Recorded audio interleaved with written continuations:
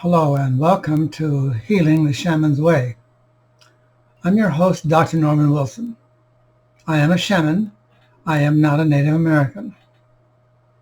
I would like to talk about the use of mirrors in helping you journey or travel to another realm or another dimension, if you will.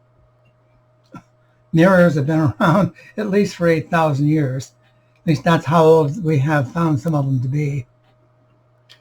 Those were made out of highly polished obsidian, which is really molten glass from a volcano.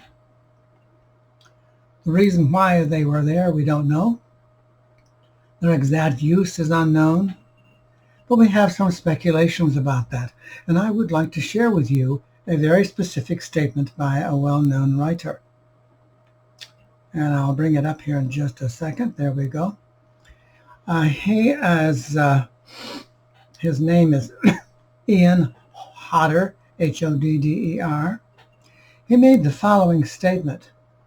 He said one of the most commonly suggested uses for this time period of mirrors is that they had something to do with predicting the future or understanding the spirit world through reading images in the mirrors.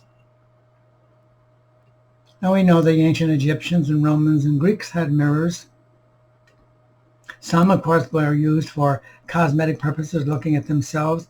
Others had other uses, spiritual uses, ceremonial purposes.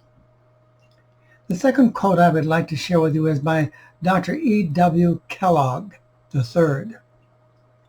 He said, "Whatever one believes about physical mirrors, it makes sense psychologically that dream mirrors may indeed reflect the soul." And he continues by saying, in addition, they may also reveal to dreamers hidden aspects of themselves, serve as powerful mediums for obtaining important information, and act as useful portals to other dimensions. Wow, other dimensions? Useful portals? Yes, definitely. I feel using a mirror opens doors that other dimensions, to other realms. And I personally find them more acceptable than the use of drugs, such as ayahuasca and Paiute. I've written about the use of drugs before, and I won't go into a great deal now. For now, I will simply say this. I feel if one is under the influence, he or she is not in control, and this is problematic. If one seeks solutions to one's health issues, the issues of a client, then you need to be aware and very much involved and in control of what's going on. You can't wait for you to sober up, if you want to use that expression. So how do you use a mirror to enter another dimension or realm? There are a few items you're going to need. First of all, you're going to need a mirror. Okay. And you don't need to get one of these fancy mirrors that are used for scrying. Any mirror will do. Okay. This is a $2.95 job from the local drugstore. And if your mirror, like this one, has two sides and one is for magnifying, don't use the magnifying side. Okay, you want to use the non-magnifying side of the mirror. You should have that mirror so that it can be either on a pedestal or raised up so that it's just at eye level, just a little bit above eye level. Okay, about like this, so that you're going to be able to set up what you need for that. You will also need a candle. And some folks like to use candles like this, and they light them. Okay, like this. Okay, so I prefer, however, not to use lighted candles. And there's a reason. When we become involved in a trance, excuse me, we may suddenly move or jerk and we knock that candle over and set something on fire, get burned, knock that on ourselves. So it's dangerous. So what I do prefer as a candle, as I would prefer one of these. This is a battery operated one, little control, okay, and it flickers. Perfectly safe. And knock it over, it's not going to set anything on fire. In addition to the candle, you need something to raise it up. If it's not 10, 12 inches high, so that it's up like this, you need to have it raised up so it is in direct vision, about here at the nose, with you and the mirror. That's important. Now, in addition to that, I also like to have a little incense burning. This is the bag, and this one contains mountain sage, white sage, cedar, and copal. Now, copal is an element that helps it burn a little better, and I put it in a little dish like this. Here you go. Okay. And about a spoonful, light it again, and waft it around the area where I'm sitting and over me. It's very pleasant. In addition to that, and I also like to have a CD for drumming. And if you don't have a CD for drumming, you may have an MP3 file with good drumming on it. Not rock and roll drumming, okay? Drumming that is used to put you into a state of relaxation and a hypnotic state, if you will. There are several excellent sources. I like to use Michael Harner, the late Michael Harner's drumming and solo drumming. That's a solo drum and then two drums. And it's very effective. Now, the nice thing about using the MP3 files and the drumming CD, if you don't have a person available to drum for you, is that they are timed so that they bring you back from your trance if you go into one. And notice I said if. Okay, that's important to note. Okay. You may not always go into a trance, in particular the first time you try this. And we'll talk about that in a minute. The drumming sets the stage. It gets synchronized with your breathing, your pulse rate, your heartbeat, and allows then you to focus on the flickering candle in the mirror. And that's what you want to do. Now, your eyes may get a little weird. Let them blink. That's not going to hurt you in any way if you blink. And it's not really breaking the trance. You're not going to stare off into fixation.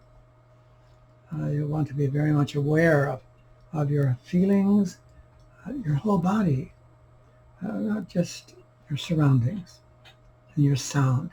Now, speaking of the sound, don't play it loud. Keep it a nice soft sound. I'm just doing that on my desk. Excuse me. All right, so you have that all set up now. The incense is burning, the candle is lit. It's in front of the mirror. You're sitting in a comfortable chair, and you should be in a dimly lit room. Okay. Also, you should have an understanding that there are no external noises floating in on you. No one in the background talking, no television going, no records being played, CDs going on, no animals barking or meowing. And that you have that moment quiet. Ask for 15 minutes, 20 if you can get it. Shut the phones off. It's important that you have this. And it's a pleasant atmosphere. Quiet, relaxed. And your chair should be comfortable, so that you're not feeling strained on your shoulders, leaning forward, etc. Once that's in place, and sit back and let it all begin. Now, what are you expecting to have happen to you? You may feel a sense that you're moving, that you're physically traveling. Relish it. You may feel that you're suddenly swished away, high speed. Take your time, catch your breath. It's all part of a process of you reorienting yourself to the potentiality of another division in the universe, maybe even another universe. There are, we're told, 10 parallel universes that we know of. Modern science is even saying that might be 12. And there are some who say, yeah, and there is a 13th one also. So your experience is going to be based upon your experience. And if you do not feel that you have traveled to another domain or another realm, okay, don't sweat the small stuff. There's an old saying, an old adage, practice makes perfect, and it's true. Okay? Don't start practicing over again and over again right then and there. You're just going to wear yourself out, become very frustrated. Wait a day, 2 days, and come back to it. And you may have to do that over again. And that may happen several times before you realize that you are in a different realm. And once there, if you're seeking an answer to a particular question, don't beg for the answer. Command it. Now, I'm saying commanded. Please don't equate that with being rude, bossy. It's a declarative sentence. It's like the old adage, what does it say, pass the jelly, was it? Yeah, that's a command. Turn off the lights, that's a command. Open yourself to me, that is a command. And so you can say that, open yourself to me, as you sit in front of your mirror. It's like a little mantra, if you will. It's pretty cool. So be very flexible here. You may actually encounter a spirit, a human spirit, an animal spirit, or a plant spirit. And when you do, say welcome and mean it. And then you can say, I have a question, answer it for me. That was a command. Okay, so I hope you are finding this useful to you as you search for answers for your physical and emotional well-being. And if you're a healer, I hope you find it useful in finding solutions for your clients' issues. Namaste.